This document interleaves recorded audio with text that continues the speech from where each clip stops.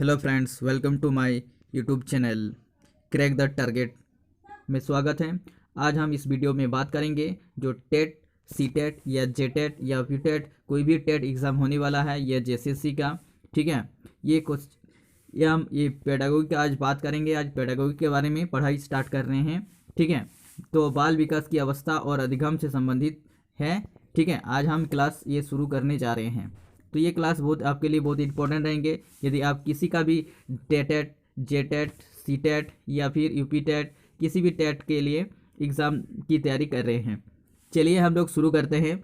इस वीडियो में आप ठीक है साइकोलॉजी यानी पेडागोगी का बाल विकास और इसके बारे में बालक की अवस्था तथा अधिगम से संबंधित ये चैप्टर है। ठीक है, ये चैप्टर आप लोग अच्छा से सुनिए मेरा। ठीक है, और वीडियो में अंत तक बने रहिए। ठीक है, इसके बाद 20 वीडियो में हम लास्ट में डिस्कस करेंगे क्वेश्चन। इसी चैप्टर से संबंधित जो क्वेश्चंस है वो क्वेश्चन चैप्टर वाइज हम क्या करते जाएंगे, सीखते जाएंगे। ठीक है, बालक यानी का जो विकास है बालक का उसे संबंधित है। देखिए, चलिए शुरू करते हैं।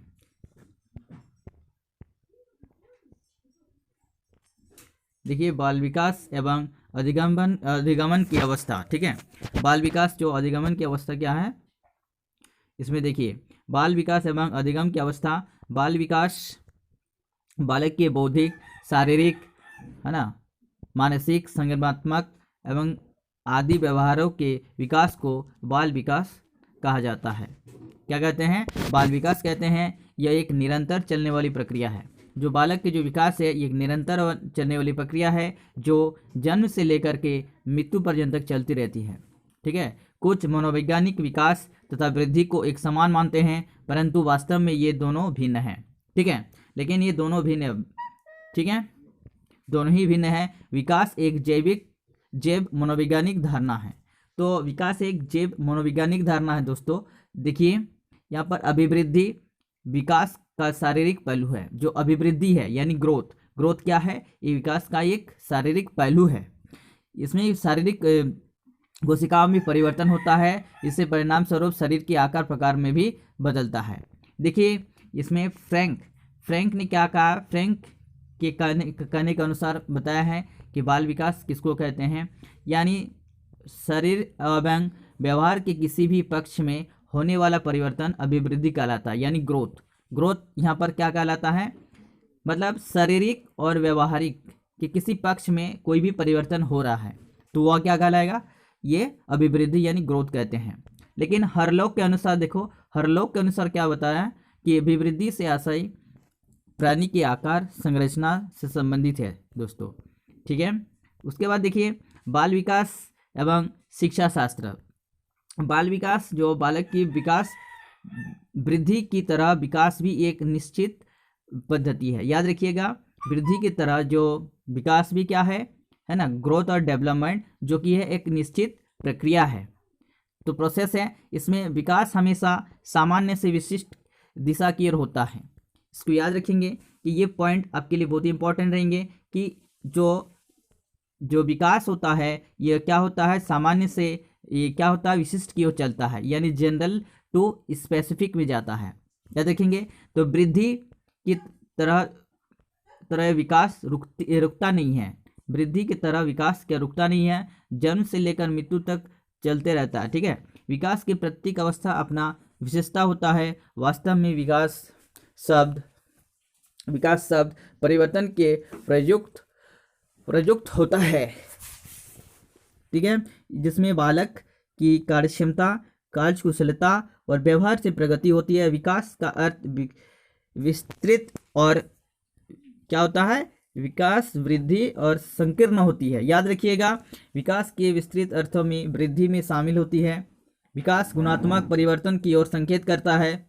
इस प्रकार हम देख सकते हैं कि विकास के संपूर्ण व्यक्तित्व में आने वाले सभी परिवर्तन का प्रतिनिधित्व करता है, यानी ठीक है। आप देखिए, उसके बाद ये चाहे परिवर्तन सामाजिक, शारीरिक, मतलब बौद्धिक, ये सब विकास में चाहे परिवर्तन लाता है। ठीक है, डेवलपमेंट में सामान्यतः वृद्धि और विकास की प्रक्रिया के साथ चलती है। देखो, साथ साथ चलती है। वृद्धि और जो विकास होता है ना, ये दोनों साथ साथ चलती है। देखो वृद्धि विकास में अंतर देखिए क्या है। वृद्धि में मात्रात्मक परिवर्तन होता है। वृद्धि में क्या होता है दोस्तों? दोस्तों क्या होता है? वृद्धि में मात्रात्मक परिवर्तन होता है, ठीक है। मात्रात्मक अर्थात वृद्धि ऊर्ध्वाधर बढ़ता चला जाता है।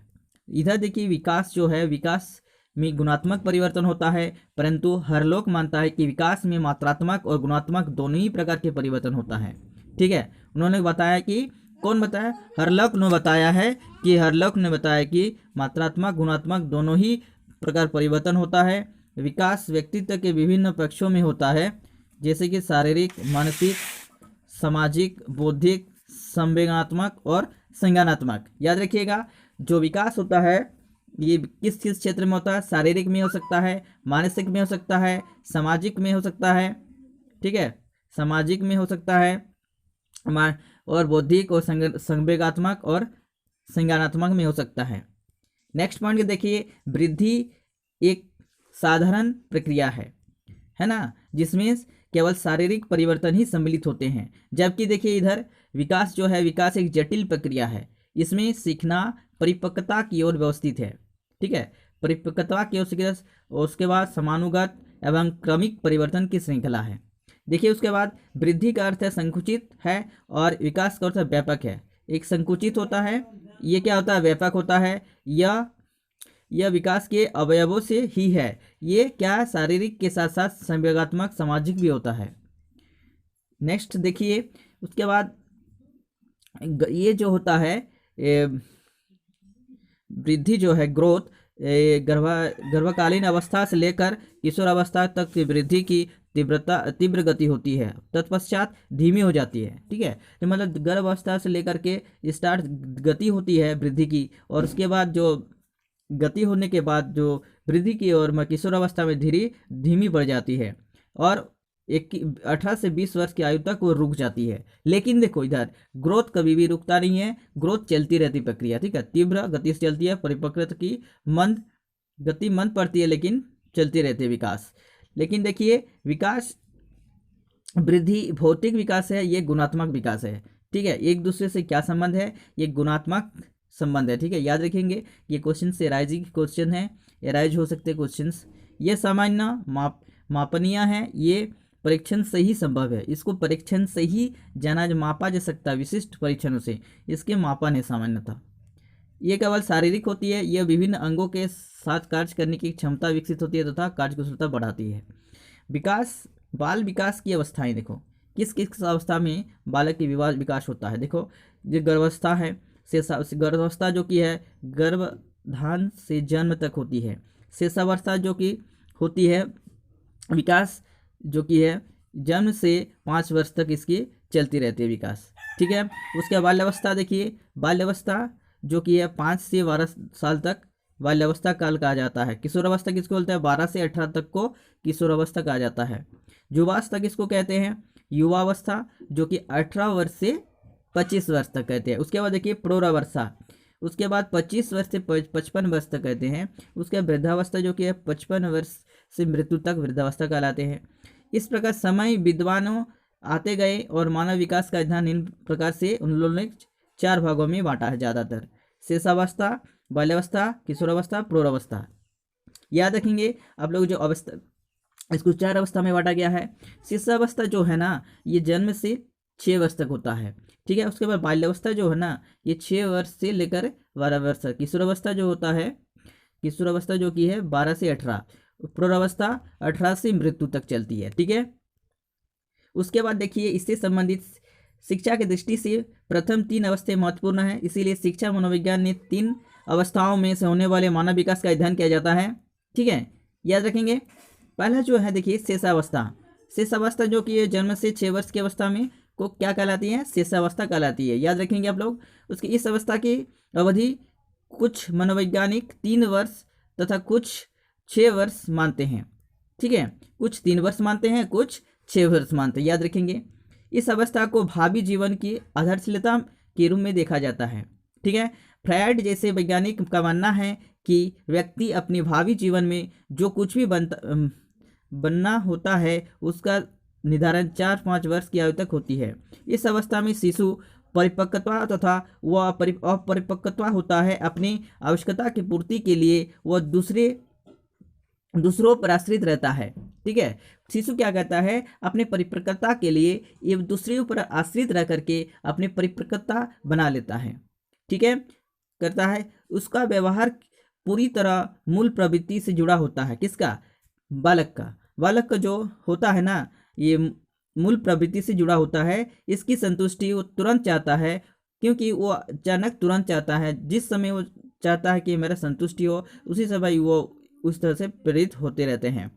सुख की चाह उसका एकमात्र प्रेरक है। वह हर उस कार्य से बचना चाहता है जो उसे कष्ट पहुंचाता है। इस कार्य को करना चाहता है जिससे वो आनंद मिलता है। बच्चे क्या करता है, जिस चीज़ में जिसको अच्छा लगता है, जिसमें आनंद मिलता है, उस चीज़ को वो करने लगता है। ठीक है, देखिए बाल्यावस्था जो है वो 6 से 12 वर्ष तक होती है। 6 से इस अवस्था को बाल्यकाल यानी बालक अवस्था कहा जाता है। मनोविज्ञान ने इस अवस्था को अनोखा काल का कहा है। ठीक है, अनोखा काल कहा है इस अवस्था में। देखिए उसके बाद देखिए इसमें से फ्रायड ने अनेक समर्थक को इस अवस्था को विशेष महत्व दिया गया है। ठीक है, आगे चलते हैं। पूर्व बाल्यक अवस्था, इसमें बाल्यावस्था का 2 भाग में बांटा है। ठीक है, 3 इसमें पूर्व बाल्यावस्था और उत्तर बाल्यावस्था। देखिए इस बाल्यावस्था में क्या होता है, बालक तेजी से बढ़ता है पूर्व बाल्यावस्था, जबकि उत्तर बाल्यावस्था में इसका विकास स्थायित्व हो जाता है। ठीक है, रूप स्थायी हो जाता है। फ्रायड के अनुसार यह अवस्था बालक के तनाव की स्थिति समाप्त हो जाती है। ठीक है, तथा वह बाहरी दुनिया को समझने लगता है, वह परिपक्व नहीं होता है।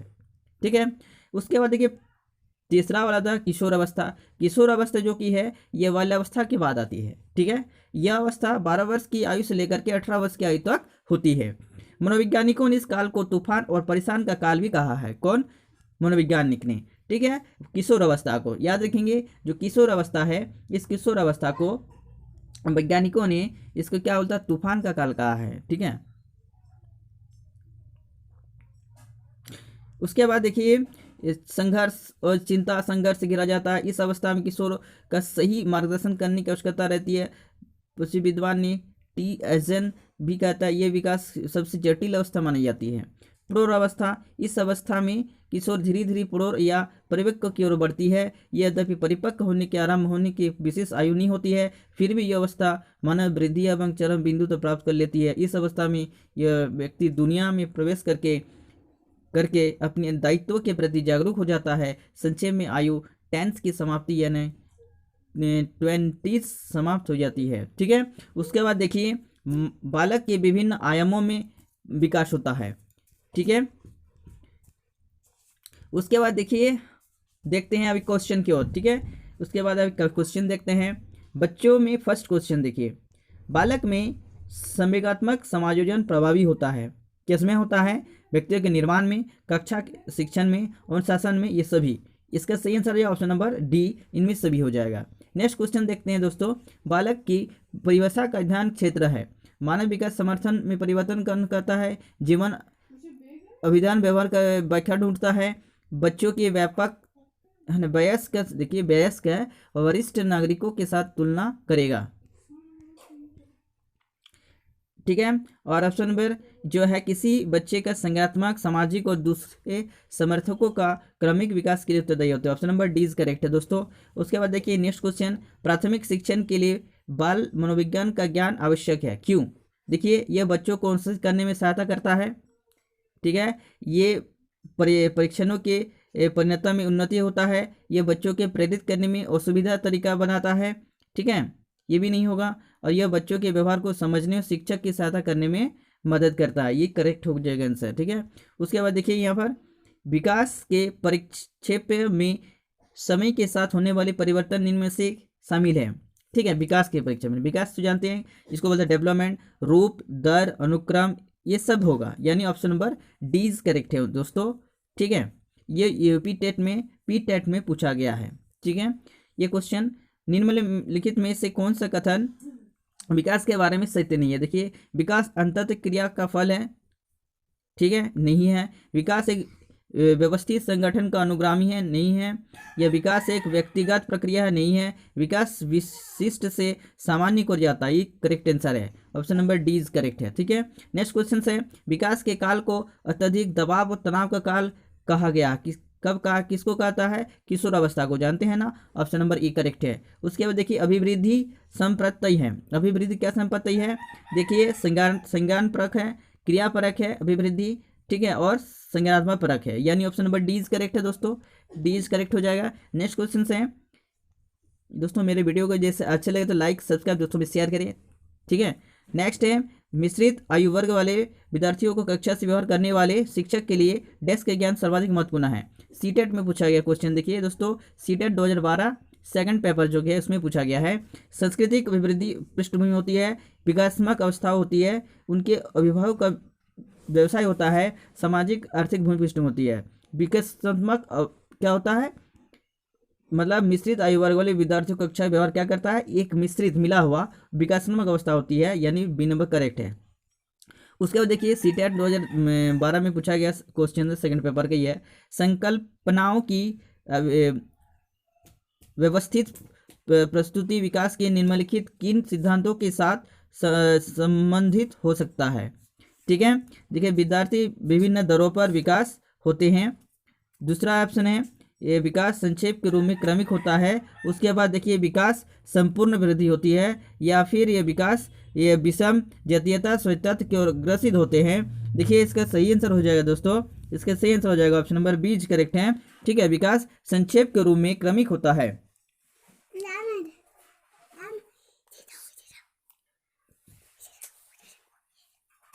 क्रमिक होता है। ठीक है दोस्तों, नेक्स्ट क्वेश्चन की ओर देखते हैं। अवधारणाओं का विकास मुख्य रूप से डैश हिस्सा है, ये सीटेट में पूछा गया क्वेश्चन है। ठीक है, इसके देखिए ऑप्शन है बौद्धिक विकास। उसके बाद देखिए इसके क्या हो जाएगा, बौद्धिक विकास है। उसके बाद देखिए क्या हो जाएगा,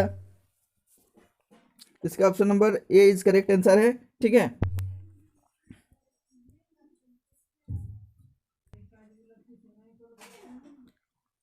नेक्स्ट क्वेश्चन देखते हैं दोस्तों। व्यक्तिगत विद्यार्थी एक दूसरे से डैश में भिन्न होते हैं। ठीक है, विकास की दर, विकास के क्रम, विकास की सामान्यता, या फिर वृद्धि या विकास दोनों सिद्धांतों पर। इसका सही ऑप्शन हो जाएगा ऑप्शन नंबर ए विकास की दर पर। ठीक है, नेक्स्ट क्वेश्चन देखते हैं जो सीटेट में ही पूछा गया है। बच्चे के उचित विकास को सुनिश्चित करने के लिए उसका स्वस्थ शारीरिक विकास एक महत्वपूर्ण आवश्यकता है, ये कथन किसका है बताइए। ठीक है, कमेंट करके देने की कोशिश करें दोस्तों। ठीक है, देखिए इसका जो ये गलत हो सकता है कि क्योंकि विकास नितांत व्यक्तिगत मामला है, या फिर देखिए इसमें सही क्योंकि विकास क्रम में शारीरिक विकास सबसे पहले स्थान पर आता है। ठीक है, यह सही है क्योंकि ये शारीरिक विकास के अन्य पक्षों के साथ साथ अंतर संबंध है, ये ऑप्शन नंबर सी करेक्ट है। ठीक है, उसके बाद देखते हैं 15 नंबर, निम्नलिखित में से कौन सी परिस्थितियों में बच्चों का संवेदनात्मक एवं सामाजिक विकास अच्छे से होगा। ठीक है, ये भी यूपी टेट में पूछा गया है क्वेश्चंस। ठीक है, जब बच्चे को महत्वपूर्ण माना जाए तो प्रभावों को समान किया जाए, ये नहीं होगा। बच्चों को अधिक से अधिक पढ़ने को कहा जाए, ये नहीं होगा। बच्चों के कक्षा में अच्छे अंक लाएं, ये भी नहीं होगा। जब शिक्षक बच्चे को उसके बौद्धिक स्तर के अनुसार पढ़ाए, यानी डी नंबर ऑप्शन करेक्ट। उसके बाद देखिए फ्रायड की विकास अवस्था के अनुसार किस अवस्था को आरंभिक विद्यालय आयु का समझा जाता है। देखिए मुख्य अवस्था, गुदावस्था, व्यवस्थावस्था या फिर शेषावस्था, ये यानी ऑप्शन नंबर सी करेक्ट है। हाँ, व्यवस्थावस्था है। ठीक है, उसके बाद देखिए नेक्स्ट क्वेश्चन, विकास की कौन सी अवस्था तनाव एवं तूफान का अवस्था कही जाती है। आप लोग जानते हैं ये किशोर अवस्था को, ऑप्शन नंबर सी करेक्ट है। उनमें से क्या है, निम्नलिखित में से इसका कथन विकास के संबंध में सही नहीं है।